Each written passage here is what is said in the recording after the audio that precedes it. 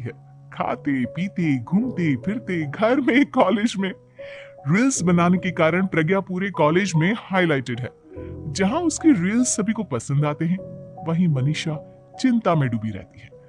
एक रोज जब खाते हुए प्रज्ञा रील्स बना रही होती है, तब मनीषा कहती है, एक मिनट भी चैन नहीं है इस लड़की को। यह नहीं कि खाना तो आराम से खा ले, लेकिन नहीं, अरे थोड़ी देर रील्स नहीं बनाओगी तो आसमान नहीं टूट पड़ेगा। अरे मम्मी, इसी को तो कहते हैं डिटर्मिनेशन। तुम नहीं समझोगी ये सब। भगवान, इस लड़की को सद्बुद्धि दे। जब देखो तब टेढ़ा बाका मुंह बनाती रहती है। मनीषा की बात का प्रज्ञा पर जरा भी असर नहीं होता और वो खाते खाते रील्स बनाती रहती है। दिन बीतने लगते हैं और देखते देखते प्रज्ञा का कॉलेज भी खत्म हो जाता है। आए दिन कोई ना कोई मनीषा को प्रज्ञा की शादी करवाने का सुझाव दे जाता है। सब ठीक ही कहते हैं, प्रज्ञा की शादी कर देनी चाहिए।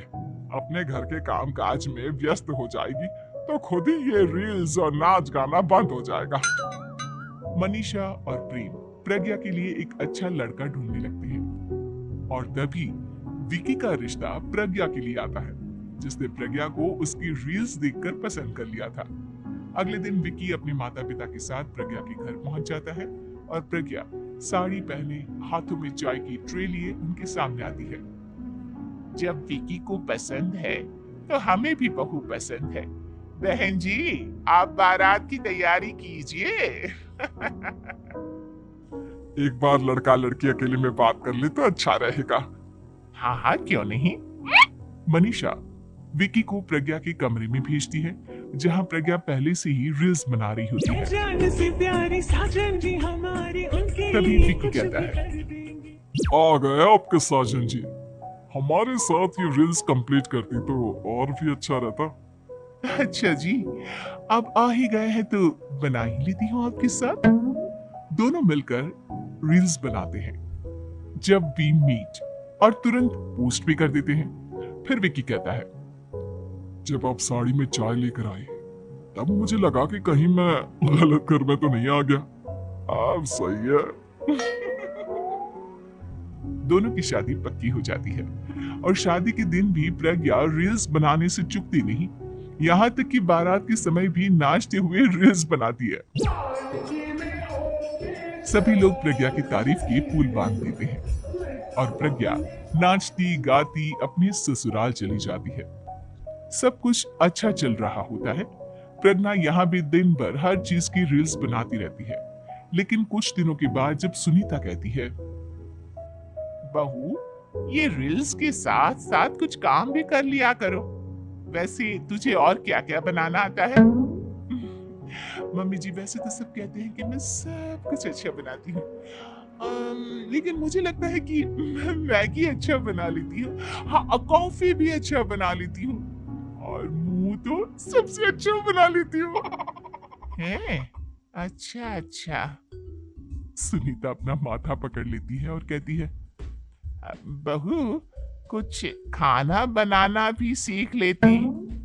मम्मी जी, मैं लंबी प्लानिंग कर रही हूँ। जल्दी ही मैं इतनी फेमस हो जाऊंगी कि मुझे पैसे मिलने लगेंगे। हम दोनों सास बहू राज करेंगे, राज। नौकर काम करेंगे और लोगों की तो लाइन लगेगी हमसे मिलने के लिए। तेरा दिमाग खराब हो गया है क्या बहू? हंसी मजाक तक ठीक है, लेकिन इस तरह घर नहीं चलते। जितना जल्दी हो इस घर के तौर तरीकों को सीख लो। प्रज्ञा मुंह घुमाकर चली जाती है और तुरंत उसी वक्त एक रील बनाती है। ये देख सुनीता का गुस्सा 7वें आसमान पर चला जाता है और विकी के घर आती ही सुनीता उसे सब कुछ बताती है। विकी भी अब प्रज्ञा की इन हरकतों से परेशान हो जाता है। तुम टेंशन मत लो मम्मा, मैं देख लूंगा। विकी कमरे में जाता है तो देखता है कि प्रज्ञा रील्स बना रही है। विकी बड़े ही प्यार से प्रज्ञा से कहता है, प्रज्ञा, इन सब के लिए मैं तुम्हें मना नहीं कर रहा हूँ, लेकिन फिर भी हर वक्त तो ये अच्छा नहीं लगता ना। समझने की कोशिश करो, मुझे भी तुम्हारा थोड़ा वक्त चाहिए। मैं जब ऑफिस से आता हूँ तो मुझे समय देने की जगह इसी में लगे रहते हो। तुम ज्यादा ही सोच रहे हो। तुम भी मेरे साथ रील्स बनाओ ना, तुम्हें भी बहुत अच्छा लगेगा। तुम्हें इज्जत से कोई बात समझ में नहीं आती क्या? दिमाग खराब हो गया है तुम्हारा इस चकाचौंध से। अगर तुमने अपना रवैया नहीं बदला तो मैं तुमसे दूर चला जाऊंगा। तुम ही रिश्ता लेकर आए थे, मुझे लड़कों की कमी नहीं थी और ना आज है। विकी दरवाजा पटक कर चला जाता है। धीरे धीरे विकी प्रज्ञा से दूर होता जाता है। एक रोज मनीषा प्रज्ञा के ससुराल उससे मिलने जाती है। तब सुनीता उससे कहती है, बहन जी अब आई हैं तो कुछ दिन यहाँ रहकर जाइएगा, आप ही का घर है। हाँ मम्मी, बहुत दिन हो गए तुम्हारे साथ एक भी रील नहीं बनाई मैंने। प्रज्ञा तुरंत अपने फोन में रील्स ऑन कर लेती है।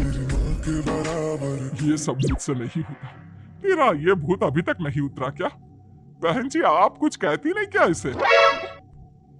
जब आप ही कुछ नहीं कर पाई तो मैं कर ही क्या सकती हूँ, सास तो वैसी ही बदनाम है। शाम को घर की लाइट चली जाती है और मनीषा प्रज्ञा से कहती है, मेरे घुटनों में बहुत दर्द हो रहा है, तू लाइट का कुछ इंतजाम करना बेटा। अच्छा कैंडल जला देती हूँ मम्मा। प्रज्ञा गाते हुए कैंडल जलाती है और खिड़की के पर्दे के पास रख देती है। मनीषा जिसे बहुत दर्द हो रहा है वो सो जाती है और प्रज्ञा हमेशा की तरह अपनी रील्स में लग जाती है। उधर कैंडल की वजह से पर्दा आग पकड़ लेता है और मनीषा के कमरे में आग लग जाती है।